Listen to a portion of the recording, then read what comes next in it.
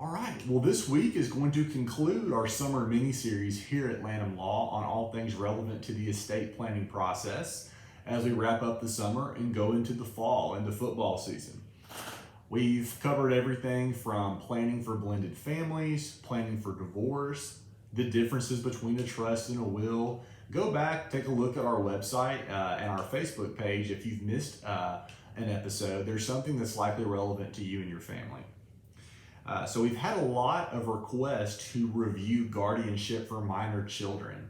And so without further ado, that's going to be the topic for today. So it's important to understand if you and your spouse were to pass away without an estate plan and you had minor children, or if you became incapacitated and there's not a plan in place, ultimately your children will end up with a new family, and a legal guardian will ultimately be appointed for your minor children. And so that is obviously a really huge and drastic change in a child's life. And so it's important that we want each of our clients to be thoughtful about who they select, but ultimately that they make that selection, that they make that appointment, that nomination of guardian in their estate plan, because these things do happen and life happens, and it's important that we have a plan in place. So what and who makes a good guardian?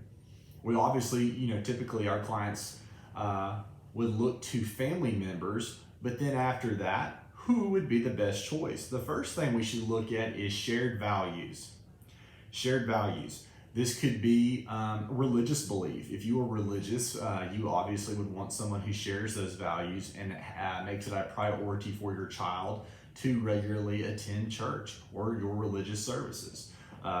In opposition to that, if you are not a religious individual, that might be something that you take into account. But again, your shared value system, the way in which you view the world, it's important for you to first off analyze that and then think about the individual that you are nominating as guardian for your minor children, because that is how they will be molded and shaped as they grow into adulthood. Very similar is parenting style. If you are laissez-faire in the way that you raise your children and you have a more laid-back home and how you navigate discipline and all of those things relevant to child rearing, that's an important aspect. You want that, if this worst case were to occur to you and your spouse, or if you're a single parent, you want the individual who's stepping into your shoes to make all these vital decisions as the legal guardian to have a similar parenting style. And so breaking down the parenting style and how this individual is going to continue to raise your children. Third, maybe most importantly, arguably, is involvement.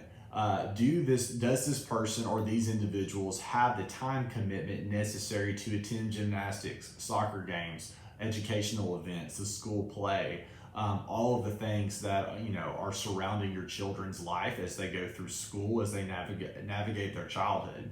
And so depending upon the individual that you name, perhaps they travel a lot or they work a lot, but they're good. They would be a good selection, but their involvement is questionable. These are things that you can have a discussion with the potential guardian, and also really clearly analyze that. Are they going to have the time and energy and involvement to be a part of your children's life, and make sure that they're going to rear the child in the same fashion that you would? Energy level, very similar.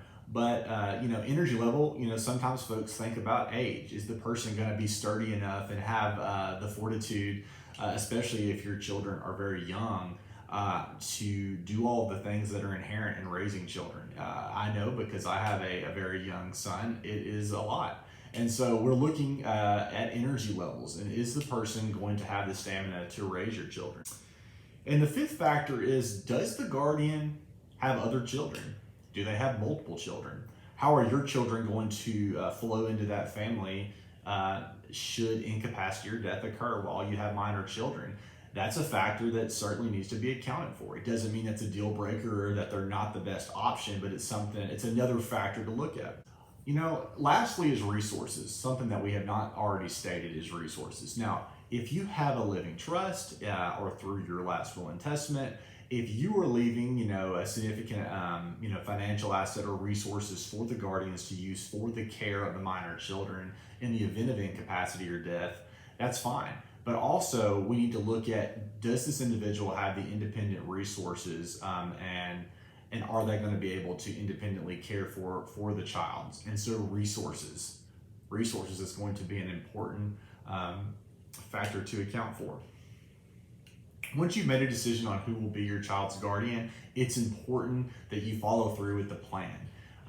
We know that you can nominate a guardian through your estate planning documents, but you have to actually go through and take action on this plan. It's a myth.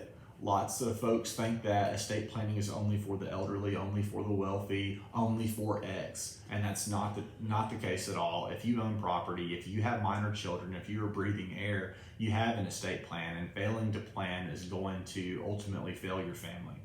And so we ask all of you, if you do have minor children, to take action and go ahead and get that foundational planning in place. Give us a call today at Lanham Law at 931-651-1900 if we can be of further assistance. And again, today wraps up our summer mini-series. It's been a pleasure. We hope everyone has taken something, put it in their toolbox for their own families and their own decision-making process. And we look forward for our next series coming later this fall. Thank you.